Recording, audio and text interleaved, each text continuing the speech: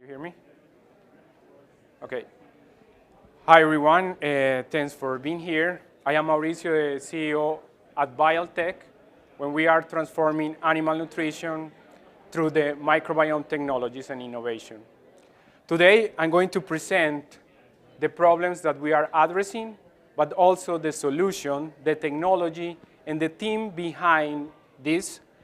And at the end of the presentation, I will present 3 research articles about enhancing milk production and solid production from fibrous extraction to improve the digestibility of fibrous. So that means low-cost raw material, but without lose efficiency. Then I will show how the microbiome is involved in these changes. And I hope at the end of this presentation, you see the potential that we have for growth. So let's go on. As you might know, milk plays a vital role in nourishing humanity.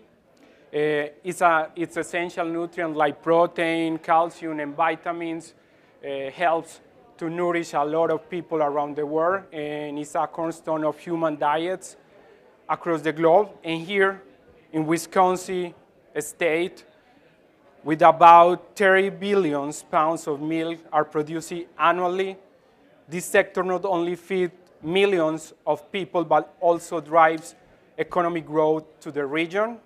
While the global population increasing and a demand of high-quality products rising, it's critical to produce more milk in a more efficient and sustainable way. And here is where Bialtec comes in.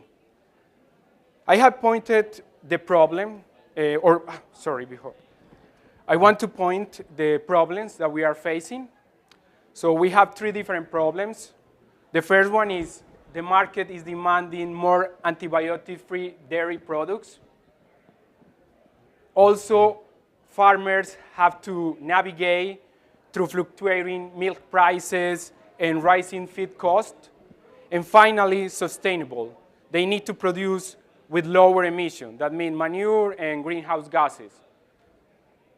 If you can see these 3 pillars or these 3 problems, we can find a common element on that, and it's the gastrointestinal tract.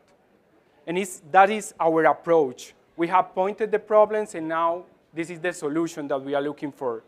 We have designed a patented biotech platform to design and produce precision probiotic consortia. What does that mean?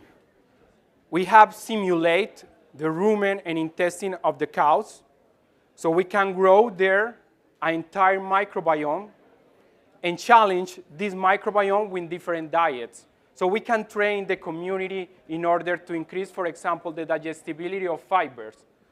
So we can use lower costs to produce more milk. With this technology, we are really reconfiguring the intestinal or the ruminal microbiome toward a more efficient and healthier one, maximizing the absorption of nutrients and minimizing the environmental impact. Maybe you ask, how do we do that? Well, we have 3 pillars or 4 pillars of how we do that, and our approach is grounded in science, in coordinated technology. So first, we have fermentation and gastrointestinal simulators. With this technology, as I was mentioned before, we can produce probiotics, specific and precision probiotics, but furthermore, we can train it with a specific functionality, like, for example, produce more enzyme to increase the digestibility of fibers. Then, when we produce the probiotics, we need to protect them. As you might know, in the industry of probiotics, there are a lot of bacillus and yeast around the market. And the main reason is because bacillus is very novel or harsh strain because you can use and can resist a lot of things. But if you want to use different microorganisms, like, for example, bifidobacterium, Prevotella, ruminococcus, those microorganisms that you can find into the rumen of animals, they are very sensitive and thermal sensitive, even storage sensitive. So you need to protect them. And there is when we have our second pillar, that is the microencapsulation technology. With this technology, it's a patented technology here in US, but also in Europe and in Colombia. But with this technology, you can guarantee that several different microorganisms can be protected against those processes and released where we want, for example, in rumen or in the intestine. So with this control release, we can also control what's going to happen. And this is a key point, and it's part of the pillar that we have. And finally, we use genomics and data science just to validate how is the impact that we are having into the animal, but also in the simulator that we use to prove and to get more data to improve the efficiency in the production. I showed you the science behind, so I'm going to present the team that support this. We have a board team first, very famous in each specific field, but in this case, for example, Professor Benema, he doesn't like that I pronounce the name here in US because it sounds like no good word, Kun Benema. He's very famous in microbiology with more than 200 research articles in simulation and simulators from the Netherlands, and he used to be a professor in Maastricht University. Now he works in Wageningen University and research. I forgot to mention something. Bialtec is a Dutch company, but also a Colombian company. We operate in Latin America and in Europe right now, and starting an open market here in US. We also have biotech business guy, Juan Jose. He's very famous. He has created more than 15 different biotech companies in LATAM. But also from the scientific advisor, we have Juan Naranjo and Mariana Peñuela from Colombia, but one of them did his PhD in Brazil, the other in animal science. They support the animal science part and also the bioprocess to mimic and to create the bioreactor that we use to replicate and to understand better the process. Finally, we have the co-founder teams. My co-founder, Dario, he's the CTO of the company, and Lina, the COO of the company. We have also an interdisciplinary team. We surpassing 20 people right now, span from veterinarians to animal science, to managers, engineers, and so technicians. With this interdisciplinary team, with more than 30% of PhD and 35% of master in science, we are a cohesive and interdisciplinary team that can support the technology we are creating. But now let's dive into the main point of this presentation, that is the data and how to enhance milk production and solid production. So I want to present the first research article. It's about production of milk. So as you can see, we have here two different treatments. One with monensin sodium. At the beginning, I mentioned that we want to tackle the antimicrobial resistance, and one of the ways to do it is, for example, replacing or understanding if we can replace antibiotics growth promoters like monensin sodium. In this case, we did two treatments, one with monensin and the other one with probiotics, microencapsulated probiotics. We were able to increase the milk production in 6 pounds. That means 10% more of milk production. And it's not just about the quantity of milk, it's also about the quality of milk, because even with this enhancing in productivity, we were able to increase the butter fat milk. But let's back a little bit into the methodology. We use a farm of 150 adult cows. This is 2,500 meters above level sea. And we use a kikuyo grass, and a composition of this kikuyo was 60% of neutral detergent fiber, and the ratio was 60% grass and 40% feed.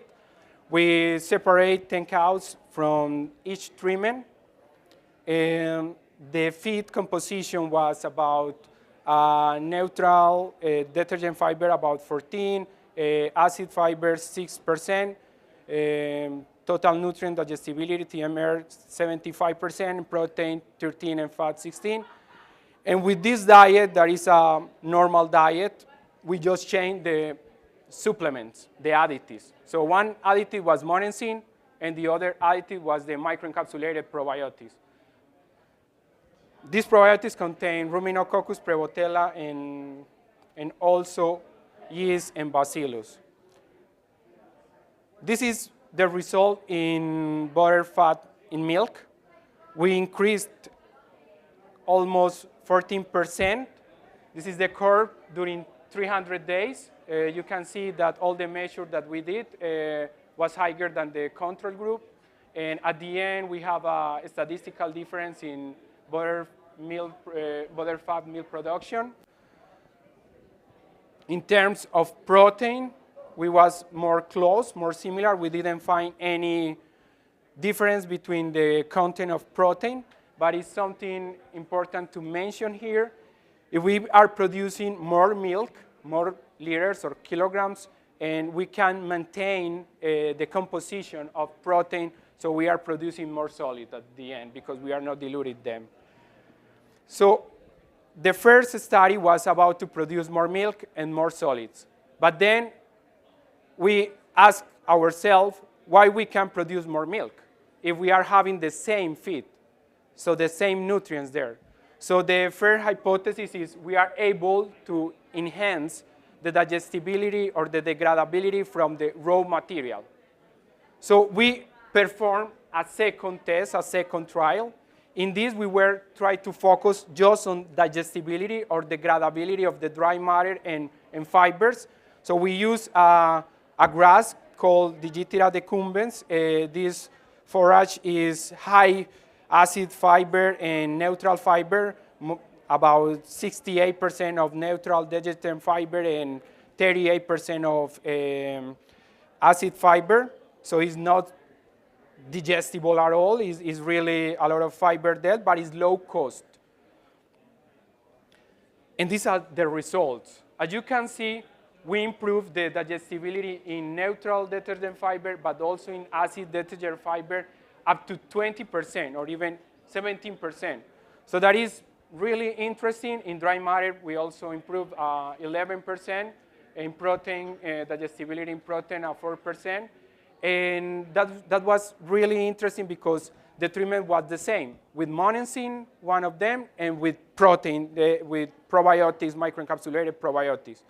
So in this study, we want to see the degradability and the digestibility of the grass. Then I just want to remark that the improvement in fiber was really nice, so we can harvest most energy from the grass. And finally, we want to understand if we can find the mechanism that the rumen or the microbiome into the rumen are using to improve the efficiency in digestibility.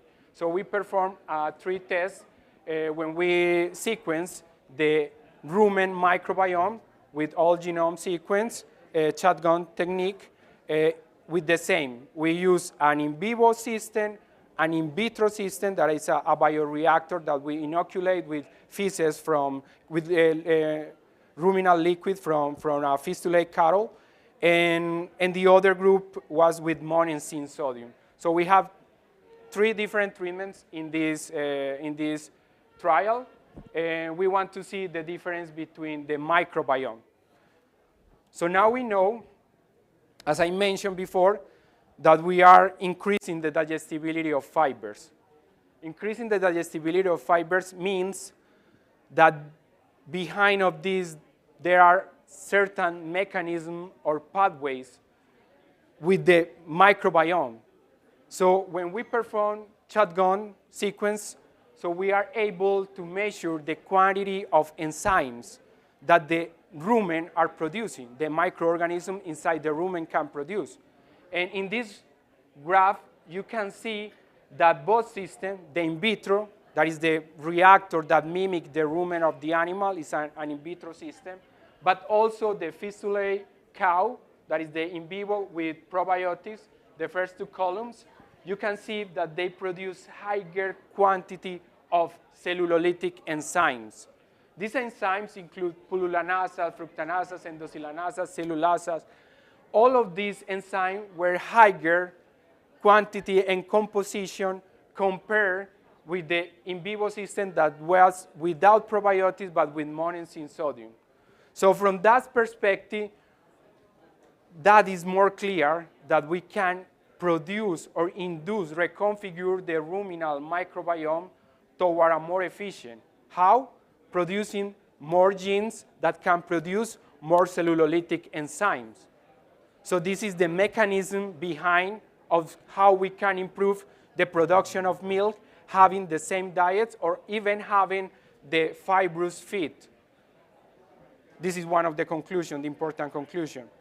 If we see the short-chain fatty acid, mainly the acetic acid, the propionic acid, and butyric acid, we also find a higher composition of propionic acid in the in vitro system, also in the in vivo system with the probiotics consortia. If we compare with the system or with the cow, with fistulated cow, with monensin, we are producing more probiotics, similar acetic and butyric. So that means that this enhance in the production of propionic that is related or more related with high production of milk can also support the mechanism behind why we can use microencapsulated probiotics and improve the efficiency in milk production. So finally, those are the conclusions we have. We have these probiotics, these microencapsulated probiotics, that can be released into the rumen, but also into the gut. It's not just a rumen activity, it's also, we can control the quoting to release a part of the microorganism into the rumen and other part into the intestines. And with the probiotics, we were able to prove that we can increase milk and butterfat milk up to 9%, but also probiotics can effectively replace monensin sodium. If we think in the market that are demanding for antibiotic-free dairy products, this is a cornerstone. This is very important and very nice technology to address the sustainable challenges for dairy production. So we are able to replace successfully monensin sodium. Now we are even nourishing more than 2 million of cows without monensin sodium and with good results in milk and also in beef cattle. The suggested pathway that to further improve yield is by enhancing fiber digestibility. What does mean? In the dairy industry, we use a lot of quick energy, like starches, carbohydrates, and increase the cost of the diet. If we want to reduce the cost of the diet, so we want to put more of fiber, but if we put more of fiber, we can reduce the cost, but also reduce the efficiency. What we can show with this is the probiotics can reconfigure the rumen and the intestine, so we can reduce the cost of the feed, putting more fiber there without lose productivity. So that is a key point when you want to, or you are navigating with fluctuating milk prices or rising feed costs in feed. And for the animals supplemented with the probiotics show higher production and higher cellulolytic enzyme production. That is important. I'm going to tell more about this because when we have a simulator, a gastrointestinal simulator, we want to validate that this simulator have a huge correlation with the animal. So we did several correlations, and we find that from a structure, that means the strain that you can find in the bioreactor, but then you can find into the rumen of the animals, they have a correlation about 87%. So it's high, so you can find similar strains, but not too high. But then when you measure the functionality, that means the pathways, the enzyme production, resistance, and so on, the correlation was 97%. So what does mean? That you can find different microbiomes, but they can convert into a similar efficiency. If you train a microbial community with fibers, in the long term, they're going to produce the pathways to degrade that fibers, for example. So our simulators are high correlated with the animals, so that is important in functionality, but also in structure in a good percentage. And finally, there was a great production of propionic acid that is a short-chain fatty acid that is related with a higher production of milk. So that's it. That is the end of the presentation. If you have questions, I am really open to answer them, and thanks for being here. Thank you.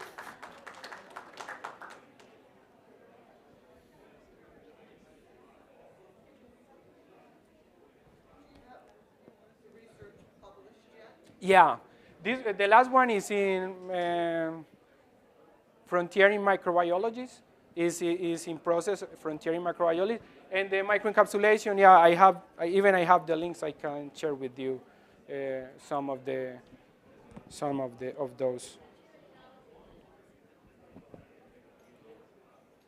What year? I'm sorry. The Frontier this year. This year? This year. Thank you. You're welcome.